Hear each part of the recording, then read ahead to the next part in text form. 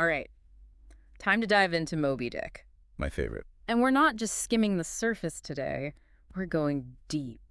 Deep dive deep. I like it. And the best part, you've supplied the treasure map. A vintage 1999 Moby Dick study guide. Oh, wow. Those old study guides, they can be fascinating, like little time capsules. Totally agree. So forget those online summaries. We're going old school. Uncovering the historical vibes, getting to know Melville himself. Right, it's about more than just the plot points. Exactly. This is about why this book is still a literary whale, a literary titan after all these years. Good one. So by the end of this deep dive, you'll be the Moby Dick expert at your next book club meeting. I love it. Ready to set sail. Let's do it. Let's start with the man himself, Herman Melville. And wow, this study guide does not disappoint. It's amazing how much his life mirrors his work. Right. It's like he pulled from his own adventures to craft this epic tale. Yeah. And talk about adventures. In the facts about the author section, it says he ran away to sea when he was just 19. 19? Can you imagine? Ditching everyday life, hopping on a ship. And it's not just any old sea voyage. He lived with cannibals. Cannibals. Yeah. Talk about inspiration for a book. I mean, that's intense. That's way beyond intense. Okay, so get this. This is what gets me. This supposedly epic, amazing book. It wasn't a hit when it first came out. Yeah, it's pretty wild, right? Moby Dick wasn't exactly flying off the shelves back in 1851. It blows my mind. How could readers not connect with it? It's got adventure, it's got symbolism, it's got a giant whale. You'd think it would be an instant classic. Yeah. But sometimes I wonder if books like this are just too ahead of their time, you know? Like maybe Melville's themes, obsession, man versus nature, that darkness inside all of us, maybe that was a little too much for readers back then. I see what you mean. Or maybe it was the writing itself. It's pretty dense stuff. Yeah, it can be a challenging read. Not exactly a beach read. Definitely not. But that makes you appreciate how tastes change, right? Like what one generation finds difficult might become a masterpiece for the next. Absolutely, and that's what's so cool about revisiting these classics. For sure. So speaking of context, this study guides facts about the times section. It's amazing. It really paints a picture, right? Totally. Right. Okay, so picture this. It's 1851, the year Moby Dick comes out. What else is happening that year? The sewing machine is invented. Isn't that so? It's like on one hand, you have this whole world of whaling, these massive ships going up against these creatures in the vast ocean. And on the other hand, you have this invention in someone's home, changing how they make clothes forever. It makes you think about how technology changes everything, right? And speaking of change, 1851, America's kind of finding its place in the world. Industrial revolution's in full swing. Expansion everywhere. And then you have Melville.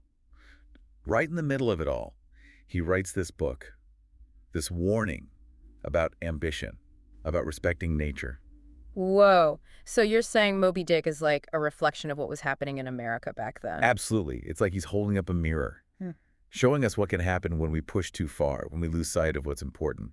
And speaking of losing sight, did you see the part about a whale's jawbone? Oh, yeah. 15 feet long. Can you imagine? That's longer than most boats. Melville's readers wouldn't have had to imagine. Whaling was a huge part of life back then. Right. A dangerous way to make a living. Makes Ahab's obsession with Moby Dick even crazier. Speaking of Ahab, let's talk about the characters. And speaking of characters, this study guide really dives into them, especially in the facts about the character section. It's like a who's who of the Pequod. A motley crew for sure. Totally. Okay. First up, Ishmael, our narrator. The everyman. Right. But there's more to him, don't you think? Oh, absolutely. He's our way into this whole crazy story. Exactly. He's kind of like us, the reader, stepping onto the Pequod, totally new to this world. And through his eyes, we start to see how complex this world of whaling really is, how dangerous, how isolating. And then there's Queequeg, the harpooner.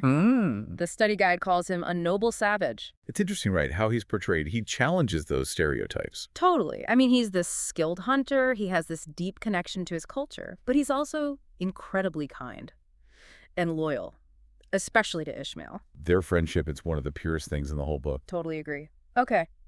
And then there's Ahab, the captain, the legend. Driven by revenge. Consumed by it. I mean, the white whale took his leg, but Ahab, he wants to take everything from Moby Dick. He lets that rage eat him alive. Yeah. And it doesn't just destroy him, it takes the whole crew down with him. It's like A warning, right, about letting your emotions control you. And speaking of warnings, did you notice the language the study guide uses in the chapter summaries? It's pretty intense. Yeah, it's like they're not holding back. Evil, madness, doomed. Yeah, they don't sugarcoat it. Like, even back then, they knew this book was about more than just a whale. It makes you wonder if Melville was trying to tell us something about the dangers of too much ambition, about respecting the power of nature. Absolutely. And those themes, they still resonate today. Maybe even more so. Right. I mean, we're still grappling with those same issues. Climate change, the drive for more, more, more. It makes you think, what is our Moby Dick? What are we chasing that could ultimately destroy us? That's a great question, and it's something I think every reader takes away from this book. This search for meaning, this understanding that sometimes the things we chase, they might not be what they seem. And sometimes the journey is more important than the destination. I like that. So there you have it, a deep dive into the depths of Moby Dick, guided by a vintage 1999 study guide. Hopefully this has given you a new appreciation for this classic tale and maybe even inspired you to pick it up yourself. Until next time, happy reading.